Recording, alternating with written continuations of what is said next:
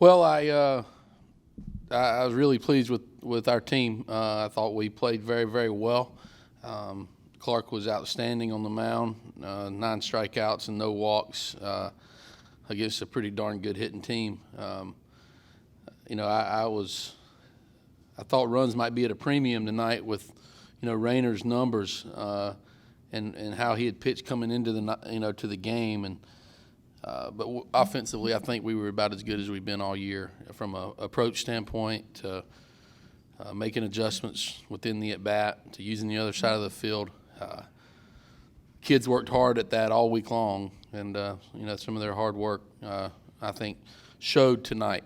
Got a few big swings of the bat by Dom, and we put pressure on them. And they probably didn't play their best game. They helped us some defensively, but, they had a couple defensive miscues. But all in all, we played very, very well tonight, and hopefully we can it'll give us a little boost of confidence as we go into tomorrow. Question is David. Chad, you've told us all season about how dominant you've seen Clark in the preseason and the fall. I mean, was tonight another hint of that to you? Well, he's done that to us. When I said that, he's pitched like that against our hitters in January and February. So I've seen him do very, very well.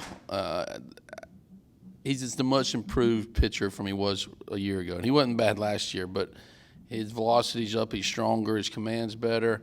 He's certainly a lot more confident than he was last year. Not that he wasn't confident last year, but there's a different air about Clark this year. He just feels like he belongs, and he's in the right frame of mind. He's worked hard. He feels good about all his preparation, and he was fantastic. I mean, and they got some runners out there. He bowed his neck, and he probably bared down a little bit, and his velocity went from probably 92 to 94, 95, just because he felt like he had to make some good pitches, and he really ramped it up a little bit, and that's always impressive to see. So, when he's on and he's throwing strikes and he's working ahead of hitters, he can be very, very tough to handle, and I think we're seeing that.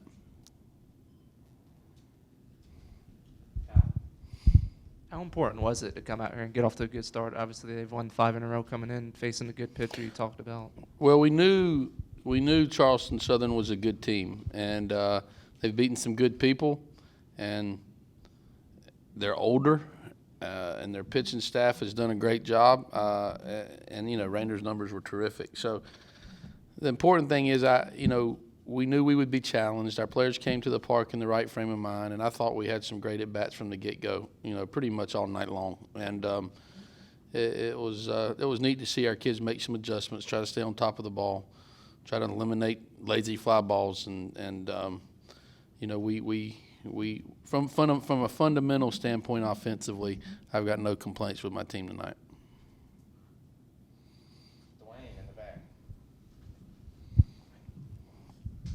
Coach, Charleston Southern's Chris Singleton, how much did you know of his story, and how important was it to have that moment of silence? Well, I'm glad you asked that question.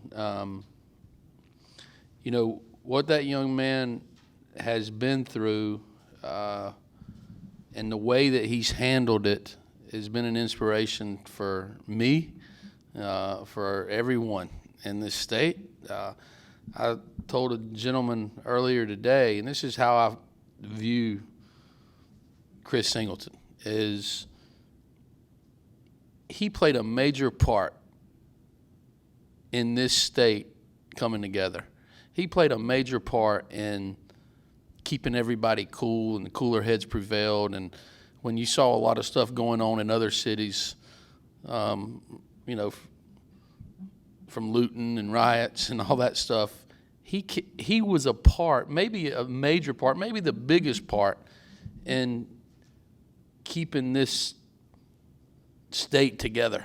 And a college kid that age has the maturity when he just lost his mom to give the speech that he did about how love is stronger than hate, and he forgives the gentleman that that committed the crime, and he's an inspiration to me. He should be an inspiration to everyone he comes in contact with. I know he's an inspiration to Stewart, but this state's a better place because of the way he handled that situation. This state followed his lead, and that's what I believe. And